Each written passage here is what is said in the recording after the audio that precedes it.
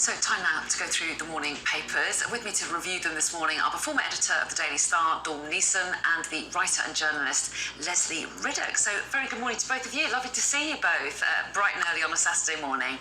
So, Dawn, first of all, we're going to kick off, aren't we, with the front page of The Eye. You've picked this out. Their headline is Truss locked in cabinet battle over energy crisis. So what are they saying on this front page? Yeah, good morning, Anna. Actually, well, you took Truss locked in cabinet battle over insert your own battle. There are plenty going on, aren't there? But this is the energy crisis one. This is the one that's really important to all of us. And basically, she is locked in battle with a key ally, Jacob Rees-Mogg, obviously the business secretary. Now, this is over the looming energy crisis. We're all very aware of that. But over whether the government should do an advice campaign, a public advice campaign, on telling us all how to save energy to avoid the worst case scenario, 3-hour blackouts that may happen this winter. Remember, that's a worst case scenario. But if we run out of energy, the government are saying we do face 3-hour blackouts at peak times across the country. So Jacob Rees-Mogg drew up some plans saying, right, okay, this is the advice we should be giving people, simple steps, not scaremongering, simple steps on how to save energy. Liz Truss has kiboshed this and said, no, we are not running a nanny state, we are not doing that. Now, look, Anna, there are several things to unpack here. Obviously, Liz Truss ran her election campaign on, the whole scaremongering over COVID and the fact that our lives were micromanaged. We were told literally how to walk down high streets. Liz has said all the way along that she is not doing that. Now, this is a completely different situation, obviously. And I think offering practical advice is completely different to the micromanaging of where we could go, who we could see, what we could eat, etc., that we had during the pandemic.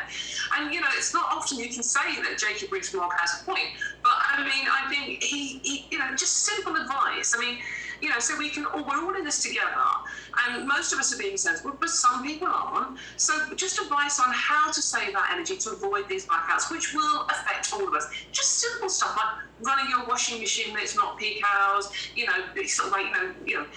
boiling a kettle once and then filling a flask with the hot water, turning your water pressure down a bit so you're not using so much energy, etc., etc.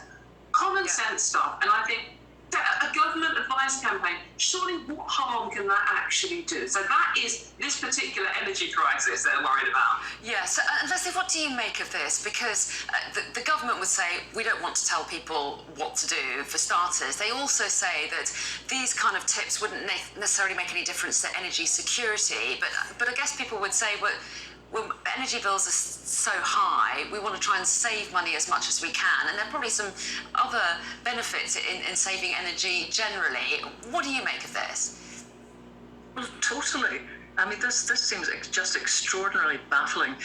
If you look across the continent, other countries have already, from July, have been imposing certain restrictions on their populations. Germany, the Netherlands, I was there for my stepdaughter's wedding in April, and they were already had their thermostats turned down 2 degrees. That's true of Germany, the Netherlands, and Spain. And I see that one of the reasons given for avoiding this kind of advice is that Britain doesn't need this kind of emergency action because we don't have such a proportion of Russian gas.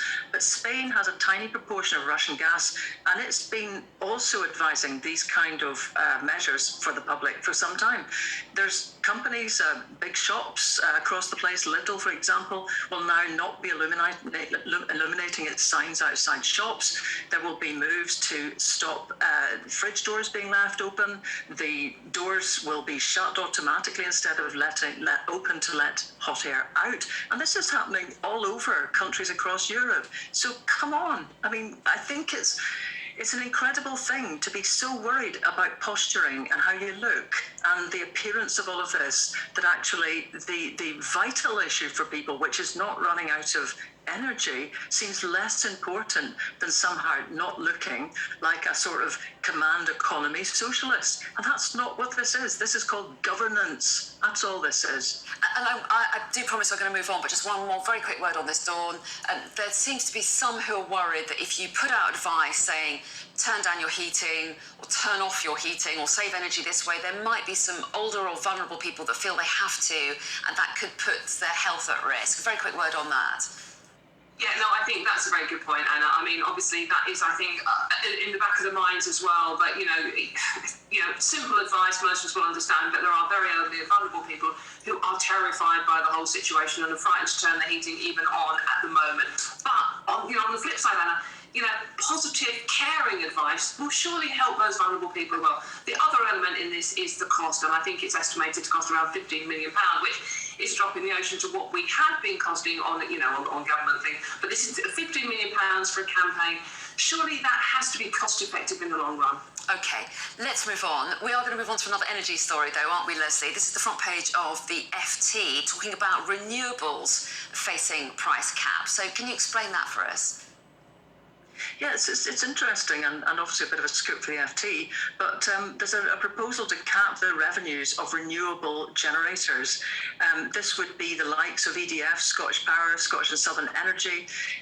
There would be essentially a windfall tax then on green energy as opposed to oil and gas, which have already had a small windfall tax applied earlier this year. And of course, remember, we heard recently from the outgoing CEO of Shell that he thinks that his company could have been paying more in a windfall tax. So what the argument is from government sources is that there's been a system of subsidies for what was originally a new technology back in 2002 to try and help wind get established and solar.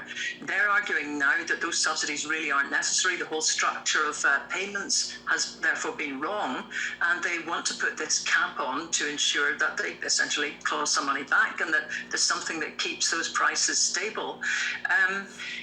The companies themselves are saying that this could be a lot more damaging than that windfall tax on oil and gas. There's a lot less made on the margins from wind and from solar. And we've already heard Liz Truss say that she doesn't even want any more solar farms, so that it feels like that technology, if you were investing in it, you'd look at this now and begin to wonder whether solar was ever going to be a thing for Britain. And that's the kind of, signals the energy markets are looking for. Is this a goer? Are we going to have lots and lots of hurdles? And the critical point of all of this, I'm sure a lot of people will not have too much sympathy for these big six type companies, which have been raking in the profits in years up till now. But the point is that these solar and wind are really quick to put up. They can be put up in months, maybe a couple of years, whereas the oil and gas licenses that we're hearing will be rolled out will be 5 years if you're very lucky, because you've got a find that's beside an existing rig, but far more likely 10 years to come to fruition, at which point we've still got a planet to worry about. So this seems extraordinary. Okay, yeah, and a really interesting story, as you say. That's the front of the FT. Let's move on to the Daily Express, Dawn. Number 10, hit by row over Brexit freedoms. There's not a huge amount of copy on the front page, so try and explain, if you can, what's in this story. Yes, Anna, there isn't a huge amount of copy, is there? There's a lovely picture of Strictly Come Dancing girl. Right, okay, but this is another row for Liz Truss. This time it's with Suella Braverman, the Home Secretary, wants to use powers gained from leaving the EU to drive down net migration, which evidently has barely fallen since the Brexit referendum of 2016. So the numbers currently are 239,000, and Suella wants them to drop to the tens of thousands. But this intervention has put her on a collision course, another one, with the Prime Minister, who wants to let an extra 20,000 unskilled foreign workers into the country each year.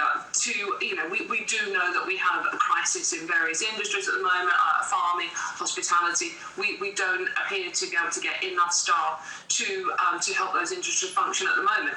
So this is another ongoing row. I mean, Suella's given a big interview on this. She was vociferously campaigning to leave the EU, wasn't she, on the immigration ticket, and that's what she is saying here. And again, it's another row for Liz Truss, who's not having a really good time already, is she?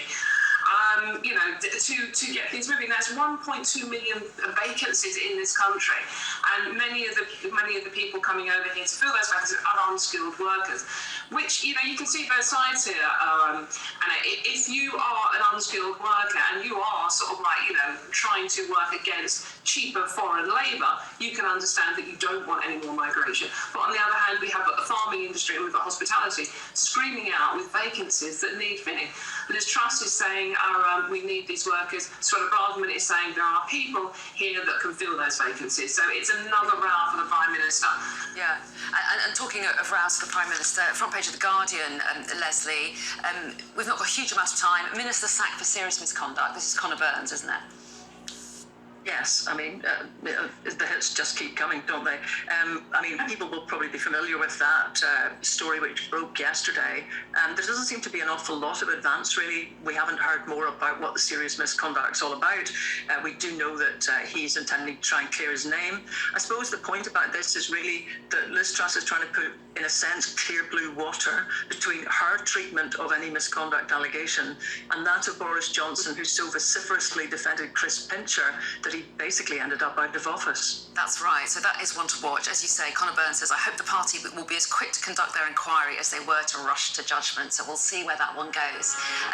You two can go off and have a cup of tea, but I'll see you again in an hour. Thank you both very much indeed. Thank you.